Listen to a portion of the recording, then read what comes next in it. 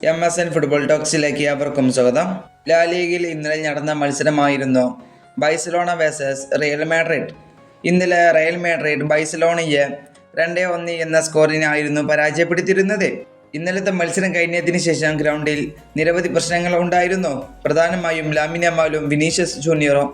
ഇതിനെക്കുറിച്ച് ബൈസലോണയുടെ പരിശീലകനായിട്ടുള്ള മാർക്കസ് ഓർഗിനോട് മാധ്യമങ്ങൾ ചില കാര്യങ്ങൾ ചോദിക്കുന്നുണ്ട്. യമാലിനെ കുറിച്ച് അതിനെക്കുറിച്ച് പരിശീലകനായിട്ടുള്ള മാർക്കസ് ഓർഗെ പറയുന്നുണ്ട്. അത് എന്താണെന്ന് നമുക്കൊന്ന് നോക്കാം.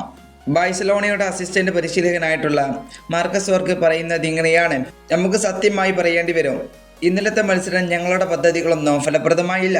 ലാമിൻ യമാൽ പരിക്ക് കഴിഞ്ഞ് ഇപ്പോഴാണ് ടീമിലേക്ക് മടങ്ങിയെത്തിയത്.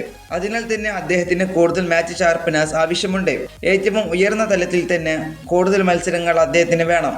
അവന് സമയം കൊടുക്കണം, കാരണം അവന് വെറും 18 വയസ്സ് മാത്രമേ ഉള്ളൂ. അതുപോലെ തന്നെ ഹാഫ് ടൈമിൽ ഞങ്ങൾ ലാമിൻ യമാലിനോട് കൂടുതൽ കാര്യങ്ങൾ പറഞ്ഞിരുന്നു. 1-on-1 ഡ്രിബിളിൽ ശ്രമങ്ങൾ ചെയ്യാൻ ആവശ്യപ്പെട്ടു. പക്ഷേ അത്തരം അവസരങ്ങൾ കൂടുതലായിരുന്നില്ല, കാരണം അവർ വളരെ നന്നായി പ്രതിരോധിച്ചു എന്നത് ഞങ്ങൾ അംഗീകരിക്കുന്നു. ഞങ്ങളെല്ലാം ശ്രമിച്ചു. മത്സരം അവസാനിക്കുമ്പോൾ ഞങ്ങൾ 2 പ്രതിരോധക്കാരുമായി മാത്രമാണ് കളിച്ചത്.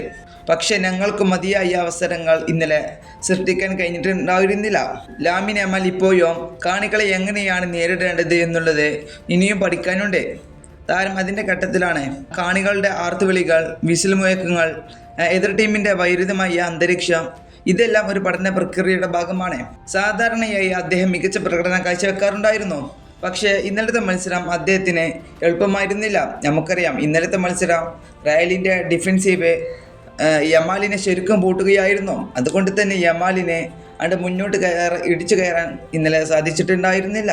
ഇത് ബൈസ ആരാധകരെ ഇന്നലെ സംബന്ധിച്ചിടത്തോളം വളരെ നിരാശപ്പെടുത്തുന്ന ഒരു കാര്യം തന്നെയായിരുന്നു. ഈ വീഡിയോ ഇവിടെ അവസാനിപ്പിക്കുന്നു. ഫുട്ബോൾ ലോകത്ത് കൂടുതൽ വിശേഷങ്ങളുമായി അടുത്ത വീഡിയോയിൽ വീണ്ടും കാണാം.